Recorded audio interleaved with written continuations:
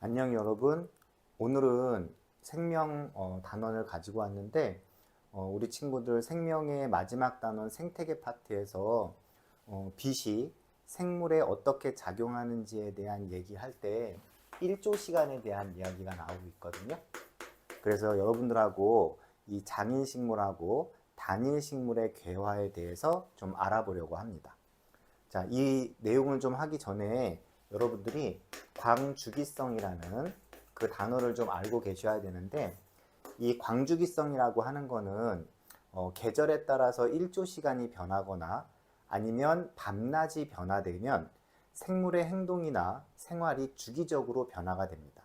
이렇게 일조 시간의 변화나 밤낮의 변화에 의해서 생물의 행동이나 생활이 주기적으로 변하는 것을 우리는 광주기성이라고 이야기합니다. 식물들은 환경 변화에 놀랍게도 다양하게 적응을 하는데, 이들은 계절적인 일조 시간의 변화에 따라서 이렇게 개화 시기를 조절하면서 장일식물, 단일식물 이 두 가지 식물 사이에 흥미로운 차이를 보이게 됩니다. 자, 먼저 단일식물에 대해서 이야기 한번 해보도록 하겠습니다. 자, 먼저 여기 보이는 것처럼 단일식물은 일단은 일조 시간이 짧은 가을에 개화가 되는 식물인데, 대표적인 예로 국화, 독고마리, 그리고 코스모스 등이 있고요. 장일식물은 일조 시간이 긴 봄에서 초여름 사이에 개화되는 식물로 보리, 시금치, 카네이션, 토끼풀이 있습니다. 일단은 이 식물의 개화 자체는 명기보다는 암기에 영향을 받는다는 것은 여러분들이 꼭 주목해야 될 사실 중에 하나입니다. 명기보다는 식물의 개화에는 암기가 더 중요한 역할을 받는다는 얘기고요. 그 다음에 두 번째는 여기 단일식물, 장일식물에 지금 꽃이 피고 안 피고에 해당하는 것 중에서 임계 시간이라는 게 있는데, 요 임계 시간 또는 임계 암기에 대해서 지금부터 간단하게 이야기를 한번 해보도록 하겠습니다. 자, 지금 여기 단일식물이나 장일식물에 보시면 점선에 해당하는 임계시간이라는 게 있는데, 요 임계시간이라고 하는 거는 우리 아까 얘기했던 것처럼 광주기성 반응에서 암기가 길어질 때 또는 짧아질 때 반응이 일어나기 시작하는 암기의 길이를 우리가 임계암기 또는 임계시간이라고 합니다.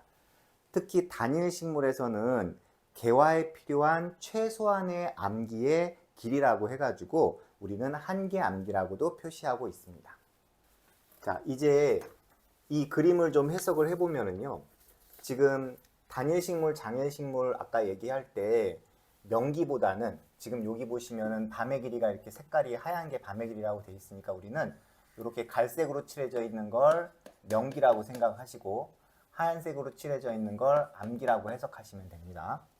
자, 그래서 명기보다는 암기가 좀 중요한 역할을 한다라고 했고요. 단일 식물에서 지금 첫 번째 같은 경우는 단일 식물에서 지금 한계 암기가 요 점선까지거든요.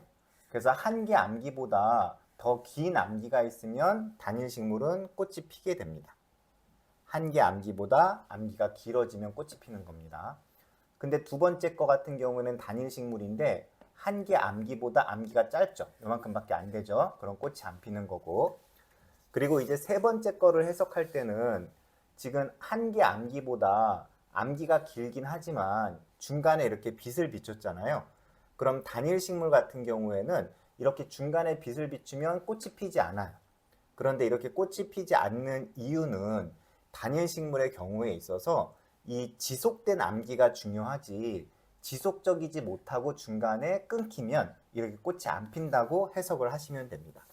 그래서 일반적으로 이 단일 식물에서는 인계 암기 또는 한계 암기가 굉장히 중요한데, 개화에 필요한 최소한의 암기가 필요하고 그 최소한의 암기는 지속적이어야 하고 중간에 이렇게 빛을 비추면 안 된다는 얘기입니다. 자, 이제 장일식물의 그림을 한번 해석해 보도록 하겠습니다. 자, 장일식물도 마찬가지로 이렇게 색깔이 칠해져 있는 거 우리가 명기라고 하고요. 그 다음에 이렇게 흰색 부분을 암기라고 하셔야 될 것 같아요. 좀 뒤바뀌긴 했지만 색깔이 잘 판단해 주시기 바라고요. 장일식물은요, 이 한계 암기보다 그 짧은 암기에서 꽃이 피게 됩니다.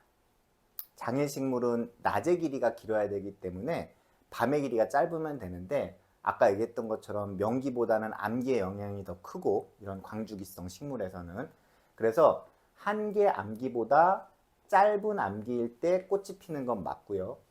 한개 암기보다 긴 암기에서는 꽃이 안 핍니다. 자, 그럼 이제 세 번째를 해석할 때는요. 한개 암기보다 긴 암기면은 꽃이 안 펴야 되거든요. 그럼 꽃이 핀 이유는 중간에 섬광을 줬기 때문입니다. 그런데 이 빛을 쏘이는 요 시간이나 이런 것들은 여러분들이 길이를 잴 필요는 없고요. 보통 빛은 섬광이니까 굉장히 짧은 시간 안에 주는 거거든요. 그래서 해석은 그냥 그림을 또는 실험 결과를 있는 그대로 받아들이시면 됩니다. 지금 밤에 잠깐 빛을 비추게 되면 이 밤의 길이가 인계 암기 시간보다 또는 인계 시간 한개 암기보다 길어도 꽃이 피는 게 장일식물입니다. 자, 그러면 이제 단일식물과 장일식물의 마지막 그림만 다시 한번 해석해 보도록 하겠습니다. 단일식물은 낮의 길이가 짧으면 되고 밤의 길이가 길면 되거든요. 그런데 이제 여기 보이는 것처럼 단일식물, 독고마리에 있어서는 지금 임계 암기보다 긴 암기가 되면 꽃이 피는 게 맞고요. 그러면 임계 암기보다 긴 암기가 되는데 중간에 섬광을 잠깐 쏘였더니 꽃이 안 폈어요. 원래 꽃이 펴야 되는데 안 핀 거죠. 그럼 안 핀 이유는 이 섬광 때문이겠죠. 그럼 해석할 때는 단일식물에서의 이 밤의 길이는 암기의 길이는 지속성이 필요하다는 겁니다. 지속적이지 못하고 중간에 섬광을 비치면 꽃이 안 핀다고 해석하시면 되고요. 장일식물을 해석하실 때는요. 장일식물은 낮의 길이가 길고 이 밤의 길이가 짧으면 꽃이 피는 건데 지금 여기서 보이는 것처럼 임계 암기보다 더 긴 암기가 있음에도 불구하고 꽃이 폈다는 얘기는 중간에 섬광을 줬기 때문입니다. 그래서 장일식물 같은 경우는 그냥 있는 그대로 해석을 해서 밤에 잠깐 빛을 비추게 되면 밤의 길이가 임계 시간보다 길어져도 꽃이 핀다라고 해석하시면 됩니다. 단일식물은 밤의 길이 또는 지속적인 암기의 길이가 임계암기 이상이어야지만 꽃이 피기 때문에 섬광을 비추게 되면 지속성이 끊겨서 꽃이 안 핀다고 해석하시면 됩니다. 이게 예전 교육과정에는 단일식물, 장일식물 이렇게 구분하는 게 나왔는데 지금은 단일식물, 장일식물에 대한 구분 문제는 나오진 않고 있는 이제 현황으로 보이긴 하지만 그래도 가끔 가다가 우리 친구들이 이걸 물어보는 친구들이 있어서 요 마지막 번 해석만 좀 잘 해주시면 좋을 것 같습니다. 오늘도 수업 들어주셔서 감사합니다.